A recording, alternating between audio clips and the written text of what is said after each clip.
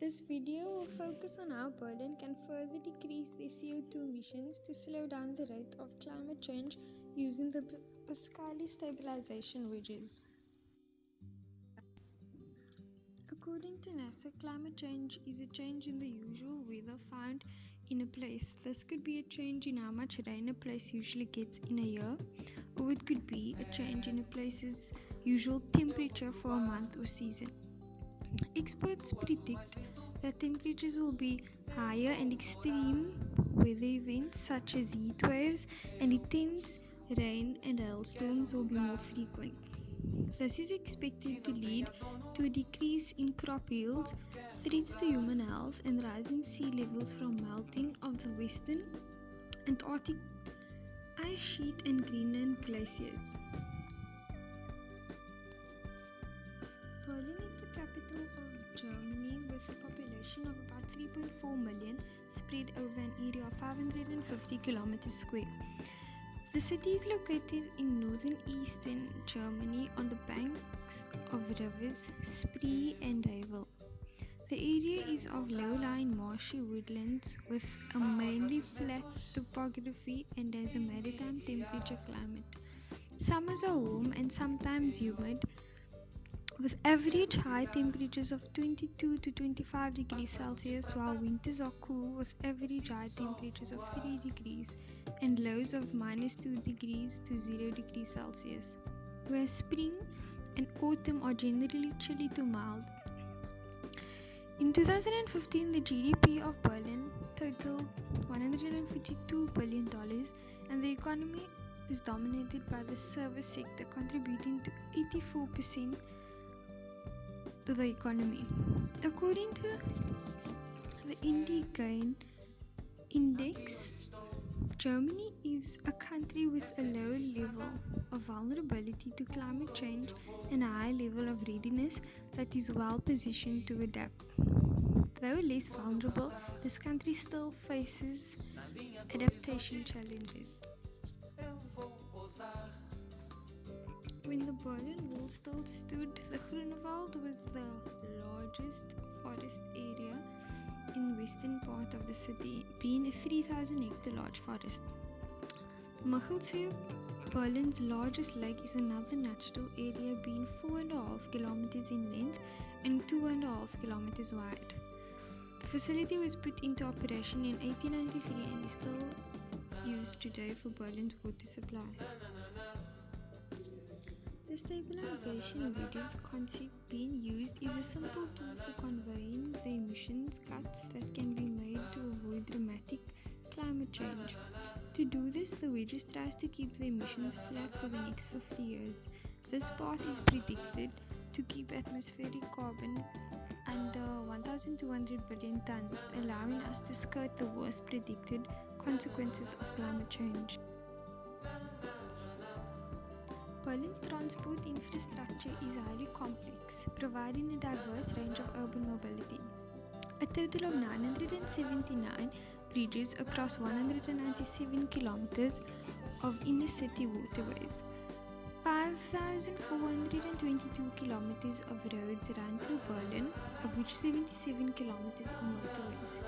In 2013, 1,344,000 motor vehicles were registered in the city.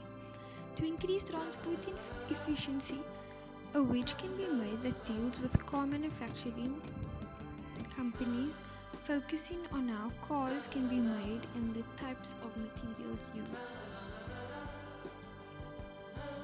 Since Berlin's transport infrastructure is highly complex, providing a diverse range of urban mobility, we can consider the diverse systems such as railway, bus, tram and ferry that helps millions of passengers commute on a daily basis. With regards to this, a wedge could be achieved if the number of miles travelled by cars in Berlin are reduced into half. Since there is already a large reliance on public transport that helps reduce carbon emissions, it may be said that this can be reduced even further if electronic communication becomes a good substitute for face-to-face meetings.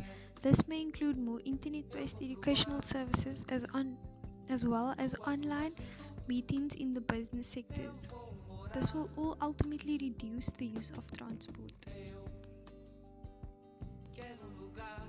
More carbon emissions arise by equally providing electricity, transportation and heat for industry and buildings. The largest potential savings in the building sector may be in space heating and cooling, water heating, lighting and electrical appliances.